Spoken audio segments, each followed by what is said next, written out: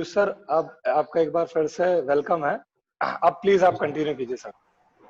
जी sir, सबसे पहले मैं बहुत बहुत आभारी हूँ और बहुत शुक्रिया करना चाहता हूँ संजीव अग्रवाल सर का कि उन्होंने एक अद्भुत सीरीज जो है हमें सेज टॉक्स के रूप में इस कोविड सिचुएशन के दौरान दी। इससे काफ़ी लोग मैंने देखा है, अलग अलग फील्ड से जो लोग हैं कनेक्ट हो रहे हैं और जो शिक्षा का जो सतत प्रवाह है वो रुक नहीं रहा है। नए माध्यमों से हम लोग जुड़ रहे हैं। मेरा इंट्रोडक्शन वैसे सचिन सर ने बता दिया है। मैंने ग्रेजुएशन और अपना पोस्ट ग्रेजुएशन मैंने भोपाल से जियो टेक्निकल इंजीनियरिंग में किया है। अभी फ़िलहाल मैं एज ए SRF वहाँ पर वर्क कर रहा हूँ। 2 साल मैंने SIRT में भी एज अ फैकल्टी काम किया और वहाँ पे भी जो मेरी जर्नी थी वो बहुत ही लर्निंग से और फन से भरपूर थी। तो welcome you all. Thank you Rakesh sir, Sachin sir और मेरे प्यारे स्टूडेंट्स। आज जो टॉपिक है वो काफ़ी रेलेवेंट है और आई होप आप लोगों को मैं कुछ समझा भी पाऊंगा और इससे आपको काफ़ी फ़ायदा मिलेगा। सचिन सर, मेरे ख्याल से 40 मिनट है मेरे पास,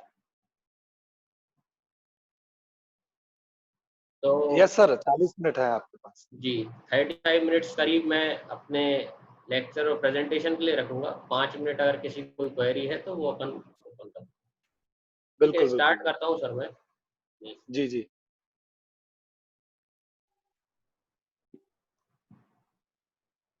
अच्छा सर, स्लाइड्स दिख रही है मेरा जो प्रेजेंटेशन का? हाँ हाँ, दिखने लगी सर। विजिबल है? विजिबल है। जी जी, विजिबल है। अच्छा, बात आज जो टॉपिक हम करने वाले हैं वो है seepage analysis of dams by Geo Studio 2018। तो शुरुआत करूंगा मैं कि ये सीपेज एनालिसिस क्या होता है। बेसिकली ये जियो टेक्निकल इंजीनियर्स और हाइड्रोलिक इंजीनियर्स की फील्ड से रिलेटेड टर्म है और इसका कन्वेंशनल एनालिसिस कैसे होता था और अब जो कि हम कंप्यूटर एज में है तो सॉफ्टवेयर्स की मदद से जो है इसका सीपेज एनालिसिस जो है होता है। तो उन्हीं में से एक सॉफ्टवेयर है जियो स्टूडियो, जिससे हम इसका एनालिसिस कैसे कर सकते हैं इसका हम ब्रीफ आउटलाइन आज इस लेक्चर में डिस्कस करेंगे। सबसे पहले बात करते हैं सीपेज क्या होता है। जैसा कि आप स्लाइड में पढ़ पा रहे होंगे कि सीपेज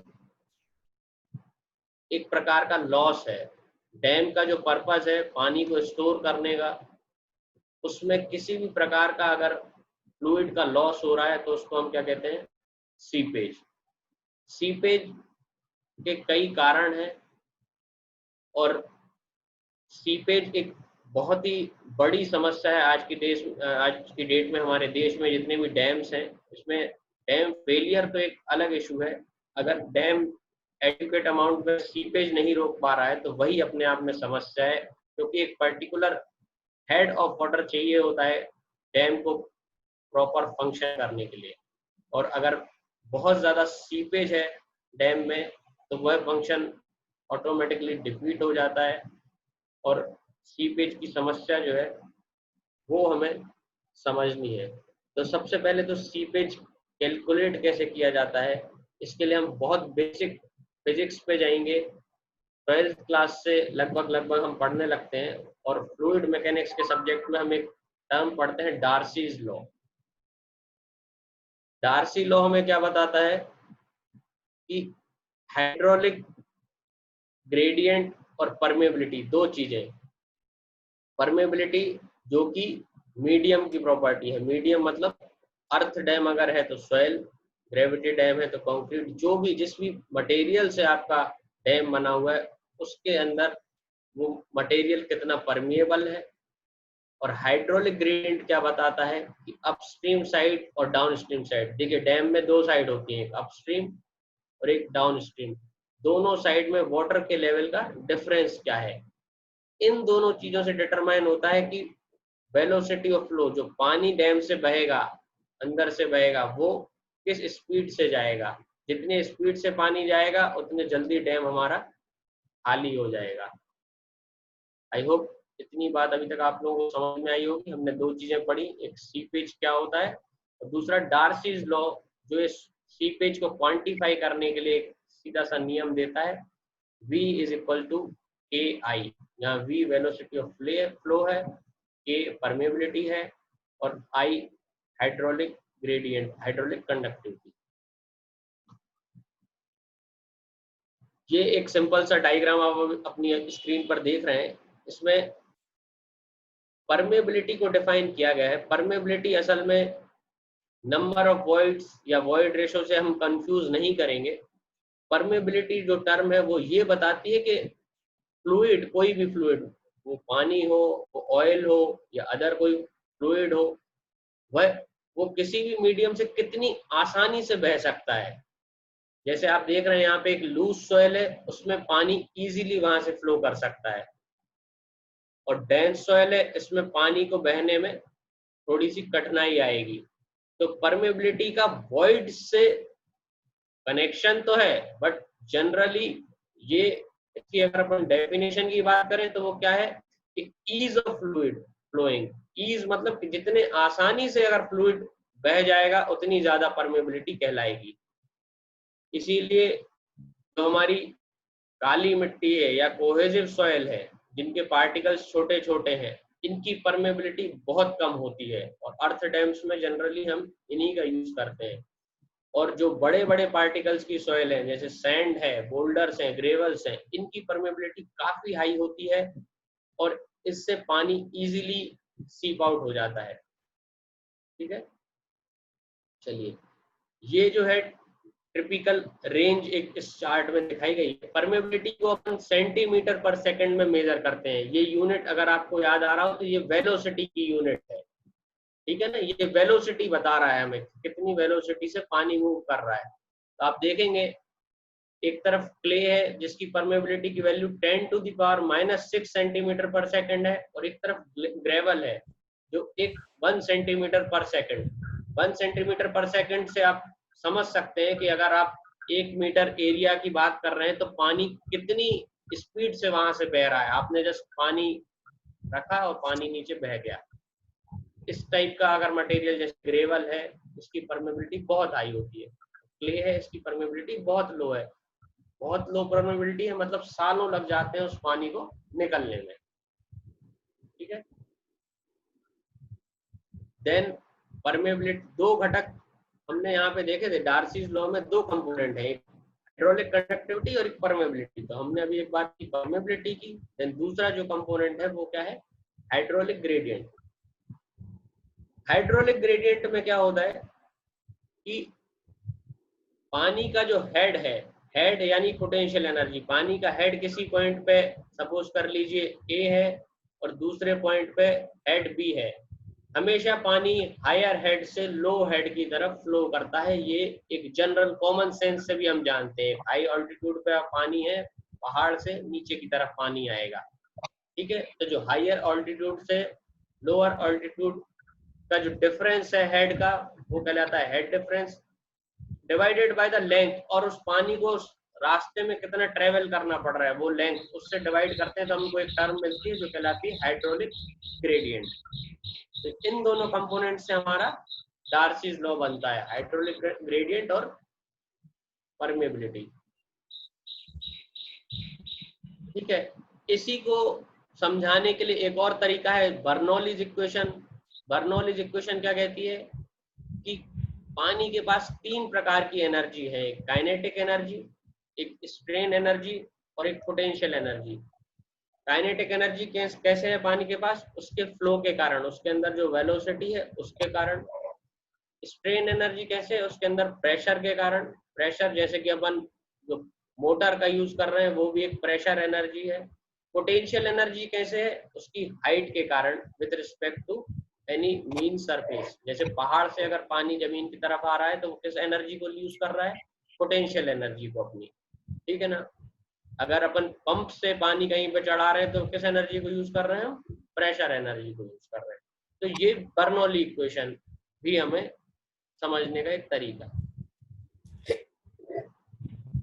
अब ये टिपिकल आप एक डायग्राम देख रहे हैं डैम का। ये डैम कंक्रीट डैम स्ट्रक्चर है। यहाँ पर ये आपका अपस्ट्रीम साइड है, ये यहाँ पर डाउनस्ट्रीम साइड है। अब पानी की जो कोशिश है वो अपस्ट्रीम साइड से डाउनस्ट्रीम साइड पे जाने की है। बीच में हमने क्या बना दिया यहाँ पे, कंक्रीट का डैम। कंक्रीट के डैम से पानी इनसाइड द डैम बॉडी सीप नहीं कर पाएगा। क्या कोशिश करेगा, नीचे जो बेड है वहां से परकोलेट करते हुए इस तरफ पहुंचे। तो ये जो लाइन बनती है, इस लाइन को हम बोलते हैं स्ट्रीम लाइन। स्ट्रीम लाइन की डेफिनेशन क्या बताइए, it is simply the path of a water molecule. Upstream से डाउनस्ट्रीम जाने में जो इसने रास्ता पकड़ा, वो रास्ता हमने अगर ड्रॉ कर दिया तो वो क्या चीज हो गई, अपनी स्ट्रीम लाइन हो गई। ठीक है, ये सिंपल एक स्ट्रीम लाइन का अपना डायग्राम है। ये डैम का जनरल डैम प्रोफाइल है। यहाँ पे नीचे इम्परवियस स्ट्रेटा है। इम्परवियस स्ट्रेटा मीन्स यहाँ पे चट्टान वगैरह कुछ आ गई है तो यहाँ से पानी नहीं निकल सकता। लेकिन जो बीच में जो स्ट्रेटा अपन मीडियम देख रहे हैं, ये परवियस है। परवियस का मीन्स यहाँ से पानी परकुलेट कर सकता है। जैसे अभी हमने स्ट्रीम लाइन की बात की, वैसे ही एक लाइन होती है equipotential line.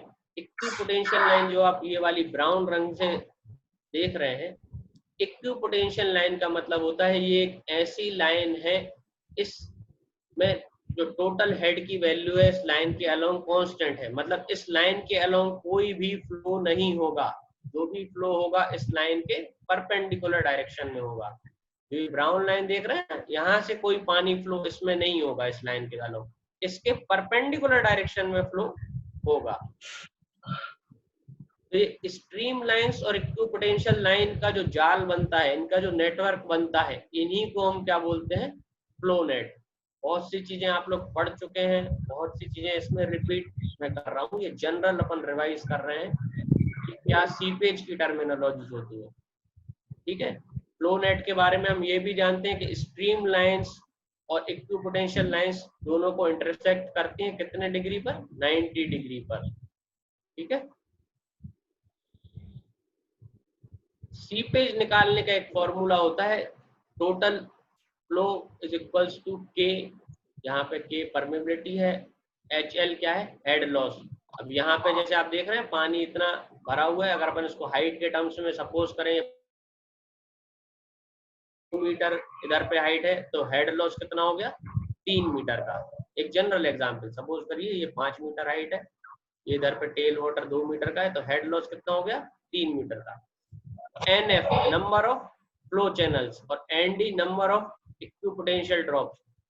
Number of flow channels, यहाँ पे अपन ये जो चैनल्स बन रहे हैं इनको काउंट करते हैं, और नंबर ऑफ इक्विपोटेंशियल ड्रॉप्स, ये जो लाइंस दिख रही है ब्राउन लाइंस, इनको काउंट करते हैं। ऐसे करते हुए अपन टोटल क्वांटिटी ऑफ सीपेज निकालते हैं। ये कन्वेंशनल तरीका है, ये एक पुराना तरीका है जिसके जरिए हम क्वांटिटी ऑफ सीपेज निकालते थे। बड़े बड़े चार्ट्स ड्राइंग के अपन ड्रॉ करते थे, बड़ी बड़ी शीट्स पे फ्लो नेट ड्रॉ करते थे, उसके बाद हम इसमें सीपेज अपन एक डैम का निकालते थे। ये एक ओल्ड मेथड है सीपेज कैलकुलेट करने की। आज जो अपना लेक्चर का पर्पज है वो है कि कैसे हम एक कंप्यूटर सॉफ्टवेयर की मदद से भी ये सीपेज निकाल सकते हैं। और ये फ्लो नेट ड्रॉ करना ये बहुत ही क्लमजी प्रोसेस है, बहुत ही लेबोरियस वर्क है। इसको कैसे अवॉइड कर सकते हैं, आज जो मैथमेटिकल कैपेबिलिटी जो हमें सॉफ्टवेयर देता है उसका यूज करके। अब प्रॉब्लम्स की बात करें सीपेज से रिलेटेड, तो सबसे बड़ी प्रॉब्लम तो यही है कि जो डिजायर्ड हेड है डैम का, जो पर्पस है, मे बी इरिगेशन उसका पर्पस हो सकता है, पावर जनरेशन पर्पस हो सकता है, उसके लिए सभी के लिए एक डिजायर्ड हेड की जरूरत होती है। और वो हेड अगर अचीव नहीं हो रहा है तो आपका dam is as good as failure. और ऐसे 2 केसेस मैंने अपने प्रोजेक्ट के दौरान किए। एक छतरपुर में शामरी नदी पर डैम बना हुआ है और एक कनूपुर उड़ीसा में डैम है। दोनों डैम बिल्कुल परफेक्ट है, दोनों डैम अपनी जगह पर पूरा काम कर रहे हैं। बस एक कमी है।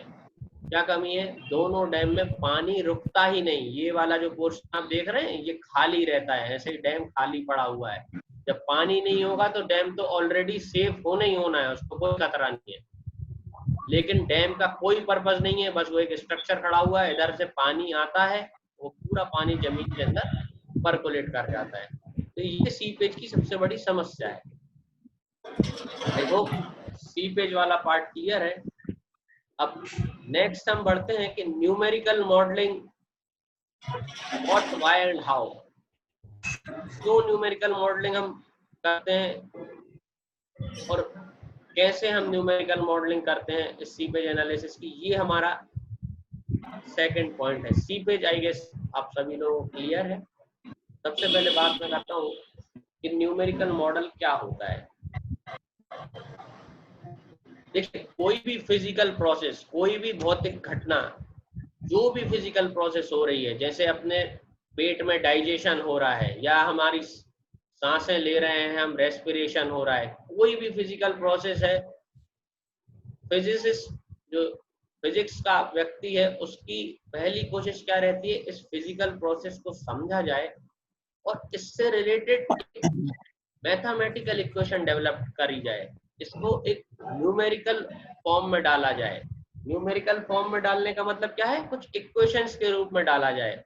जैसे हमने अपने सीपेज के लिए कौन सी इक्वेशन पढ़ी थी, डार्सीज लॉ, ठीक है। वो इक्वेशन इस प्रोसेस को बांधती है और उसको हम सिमुलेट करते हैं कंप्यूटर की मदद से। इसको हम टोटल प्रोसेस को क्या कहते हैं, न्यूमेरिकल मॉडल। डेफिनेशन हम एक बार देख लेता हूँ। A numerical model is a mathematical simulation. ये क्या है, सिमुलेशन है, मैथमेटिकल, क्योंकि मैथमेटिक्स ही इस सिमुलेशन का बेस है, इसका आधार क्या है, मैथमेटिक्स। और ये इस प्रोसेस को जब हम मैथमेटिक्स के कुछ रूल्स से बांध देंगे तो हम एक कंप्यूटर पे देख पाएंगे कि ये सिमुलेशन ऐसा हो रहा है, ठीक है ना। अगर इसकी अंडरलाइंग मैथमेटिक्स बहुत रोबस्ट है, सही है, तो आपका जो रिजल्ट है, एंड रिजल्ट है, वो परफेक्ट होगा। अगर आपका जो सिमुलेशन की मैथमेटिक्स कमजोर है या इनपुट पैरामीटर्स कमजोर है तो रिजल्ट आपके एब्सर्ड आएंगे, उसका कुछ ज्यादा मतलब नहीं रहेगा। इसलिए सबसे पहली चीज, आपको जो जिस फिजिकल प्रोसेस का आप न्यूमेरिकल मॉडल बनाने जा रहे हैं, उस फिजिकल प्रोसेस की अंडरस्टैंडिंग बहुत अच्छी होनी चाहिए आपकी, ठीक है।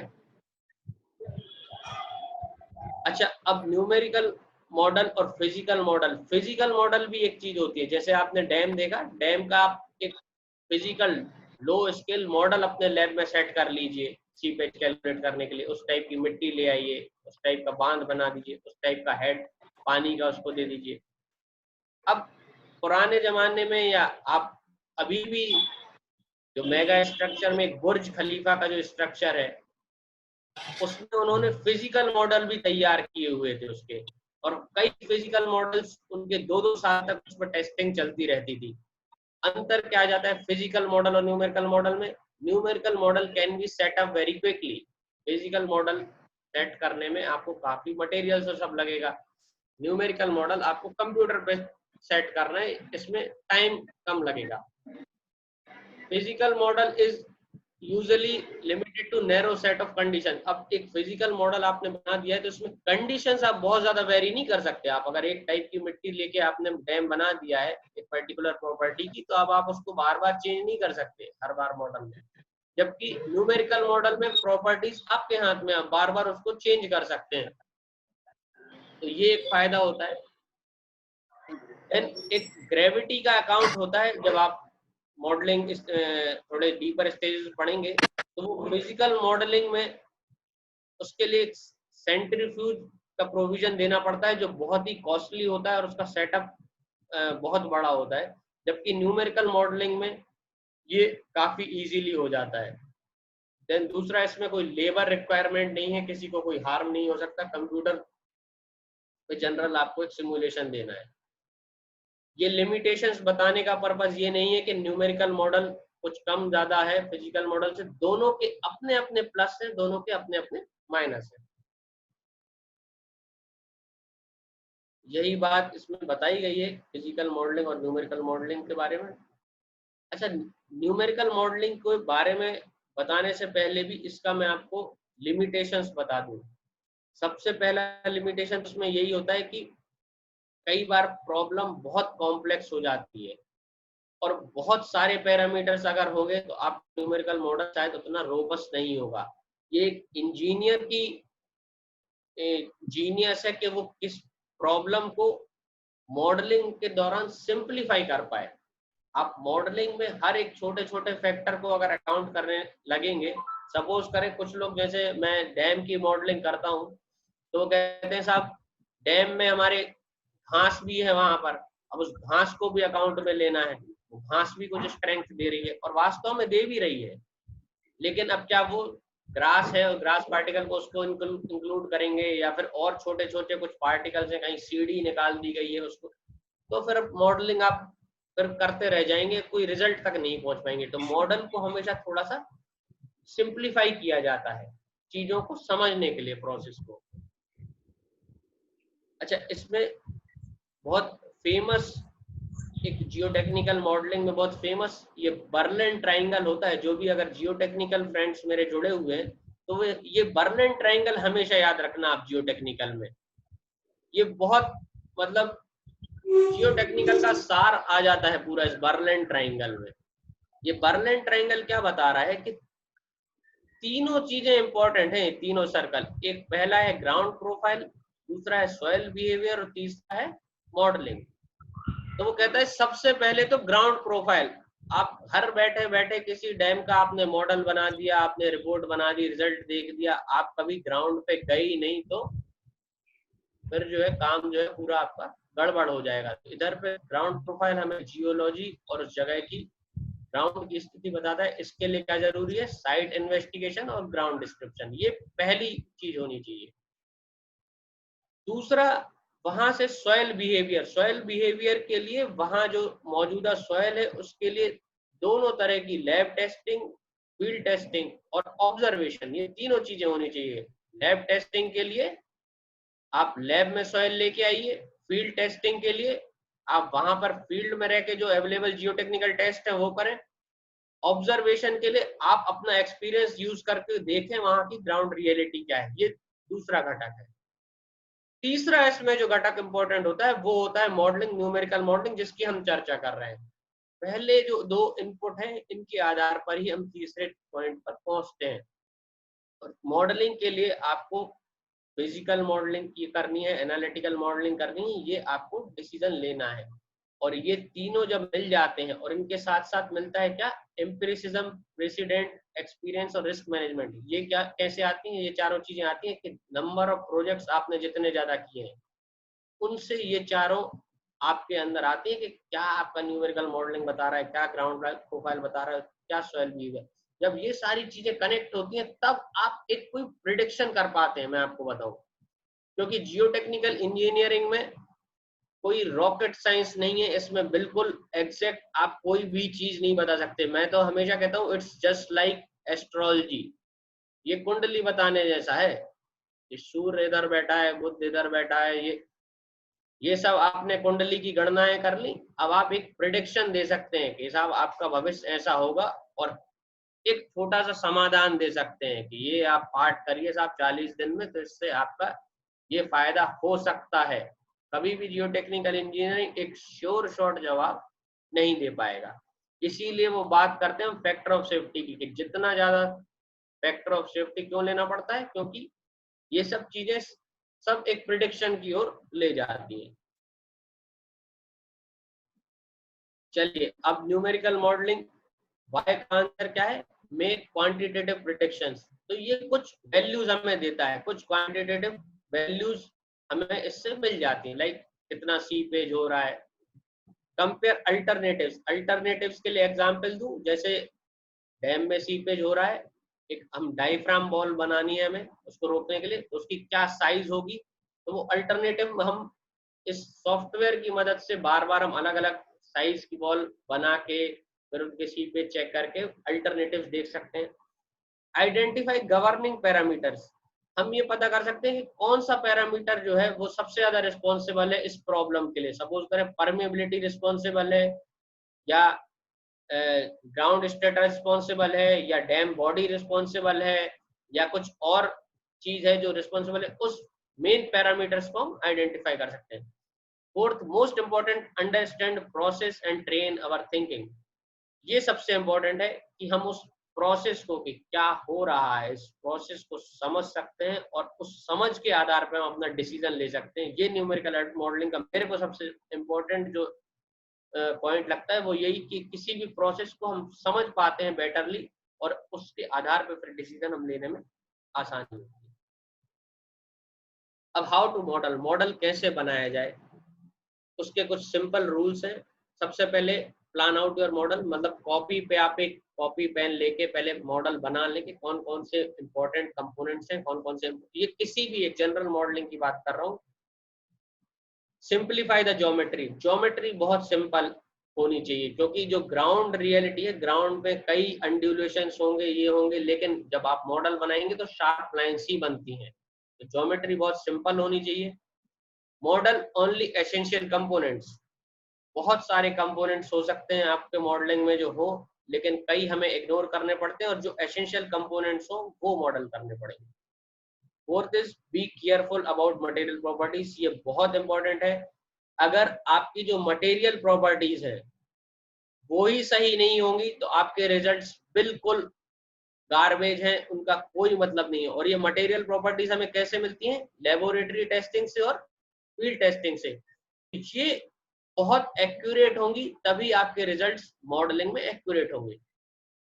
देन एक पॉइंट होता है कि आपको ना रिजल्ट, एक एक्सपेक्टेड रिजल्ट आपको पहले से ही पता होना चाहिए। अपने इंट्यूशन से या फील्ड के अपने हैंड कैलकुलेशन से आपको कुछ रिजल्ट एक्सपेक्टेशन होना चाहिए कि मॉडल ये रिजल्ट देगा। उस ऐसा उसकी रेंज में अगर रिजल्ट आ रहा है तो आपका मॉडल सही है। अगर उसकी रेंज से बहुत ज्यादा आ रहा है तो समझ लीजिए कि आपके मॉडल में या कहीं मटेरियल्स में कुछ गड़बड़ है। Then remember the real world, ये जनरली जो बीटेक के स्टूडेंट्स मॉडलिंग करते हैं उनको क्या है, काफी अच्छा लगता है। जब मॉडलिंग करते हैं तो अच्छे अच्छे कलर्स आते हैं, अच्छे अच्छे नंबर्स आते हैं, लेकिन रियल वर्ल्ड मतलब आप जो रियल प्रॉब्लम है उस पे आपका फोकस, उस पे आपको पता होना चाहिए कि रियल वर्ल्ड में क्या है, क्या सीपेज की वैल्यू जो आ रही है वो पॉसिबल भी है या कुछ इम्पॉसिबल सा नंबर आ गया है। तो इसलिए इनसे कनेक्ट होना चाहिए और बर्नन ट्राइंगल को हमेशा याद रखें। अच्छा, यहाँ पे हम एक स्लाइड देख रहे हैं,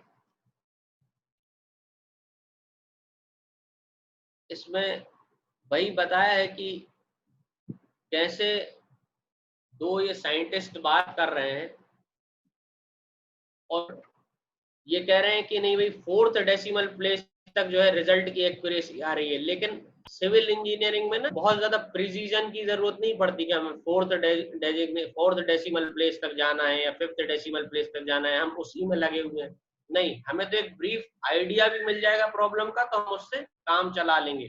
तो पता होना चाहिए कि हमारी प्रॉब्लम में हमें किस रेंज तक आइडिया चाहिए। और यहाँ जो ये आप चित्र देख रहे हैं, इसमें ये हो रहा है कि आप तो साहब मॉडलिंग अच्छी कर दी आपने, पूरा घर पे बैठ के सब पूरा रोबस्ट मॉडल बना दिया, लेकिन इधर पे जो मजदूर है वो अपने हिसाब से काम कर रहा है। उसने कहा यार एक पैट और मारो ये अच्छा जाएगा, ठीक है ना। तो फील्ड में भी वो चीज इम्प्लाई हो रही है कि नहीं हो रही है, ये हमें हमेशा ध्यान में रखना है। प्लीज सर एक अब मिनट आपको डिस्टर्ब करूंगा। जी जी क्या है हमारे पास टोटल 40 मिनट्स का टाइम होता है जिसमें 36 हो गया है और मैंने ठीक है चैट बॉक्स में कहा था किसी को कोई क्वेरीज हो तो पूछे। तो एक स्टूडेंट का क्वेश्चन आया है, जी विपुल विवेक नाम है उसका, कि जी जी रॉकफिल डैम और ग्रेविटी डैम में क्या डिफरेंस है। तो आप उसको प्लीज थोड़ा सा बताइए ना। ठीक है, मैं इसको जस्ट वाइंड अप कर दूं क्या, थोड़ा सा जी बता जी जी, के? थोड़ा हाँ कंक्लूड भी कर दीजिए आप। हाँ ठीक जी जी ठीक है, इसमें मॉडलिंग तक तो शायद हम लोग पहुंच ही नहीं पाए। जनरल फिर भी मैं आपको दिखा देता हूँ, आप साइड अपने पॉइंट्स देखते चलिए कि ये कुछ पॉइंट्स होते हैं मॉडलिंग के। ये एक डैम के सारे एलिमेंट्स हैं। जैसे विपुल ने एक सवाल पूछा है कि ग्रेविटी डैम क्या होता है और रॉकफिल डैम क्या होता है। ग्रेविटी डैम सिंपल चीज है, कोई भी डैम जो सेल्फ वेट से सस्टेन कर रहा है, जिसको स्वयं का वेट ही उसको स्टेबलाइज करे हुए, वो क्या चीज हो गई? Gravity dam. रॉकफिल डैम क्या हो गया? जो बड़े बड़े रॉक्स को यूज करते हुए हम बनाते हैं, वो क्या हो जाता है, अपना रॉक फिल डैम हो जाता है। ऐसे ही उनमें एक चीज होती है अर्थ डैम। अर्थ डैम क्या होता है? अर्थ डैम होता है जो ग्राउंड मटेरियल को यूज करते हुए हम बनाते हैं, वो होता है अर्थ डैम। ठीक है विपुल, और कुछ इसमें क्लियरिटी चाहिए हो तो बताओ। ठीक है सर, ठीक है। ठीक है, डैम का ये कंपोनेंट जरूर आप याद रखना, देख लो एक बार। ये फाउंडेशन है, यहाँ पे कट ऑफ वॉल है, ये पोर्शन कोर कहलाता है। ये डैम को कोर पोर्शन जो है प्रोटेक्ट करता है। देन ये शेल्स होती हैं, यहाँ पे ब्लैंकेट मटेरियल होता है। ये ब्लैंकेट मटेरियल भी सीपेज को रोकने के लिए लगाते हैं अपन। यहाँ पे भी जो है अपना फाइन मटेरियल यूज करते हैं।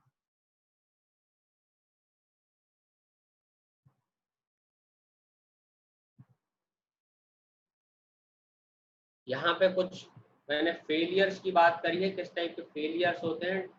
और अभी टाइम कम है, लेकिन तुम लोग मेरी प्रेजेंटेशन के लिए सचिन सर के पास मेरा फोन नंबर भी है, मेल आईडी भी होगी, तो आप ले मैं सकते शेयर हैं। कर तो मैं दूंगा। आपको मतलब ये प्रेजेंटेशन भी शेयर कर दूंगा। Sure. अच्छा, इसमें सारी जो आपकी डैम की क्वेरीज है ना, मैंने वो कवर कर रखी है कि डैम में जो चीजें, जो कंपोनेंट्स हैं, वो क्या क्या होते हैं, उनके क्या क्या फंक्शन होते हैं, ये सब हमने इसमें कवर कर रखा है।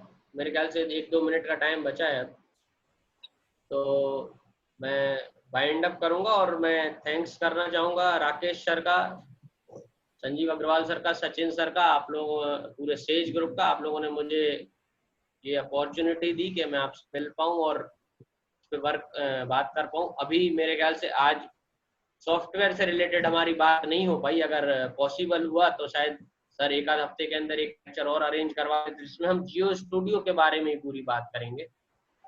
आज सीपेज एनालिसिस के बारे में हमारी बात हुई। आई होप आप लोगों को समझ आया होगा।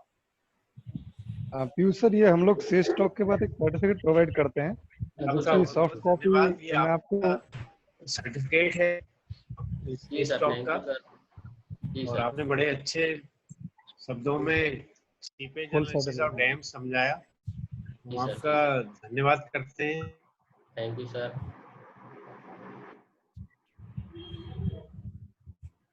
ठीक है सर, आई होप जो भी स्टूडेंट्स हैं उनको इससे काफी सीखने मिला होगा। और आई विश राकेश सर की एक लेक्चर जियो स्टूडियो पे जरूर हम इस कंटिन्यूटी में अगर प्रोवाइड कर पाए तो काफी अच्छा होगा, जैसा आपका शेड्यूल रहता है उस हिसाब से। ठीक है सर, थैंक यू। ठीक है, thank you Piyush sir. Thank you sir. Okay. Okay. बहुत बढ़िया सर।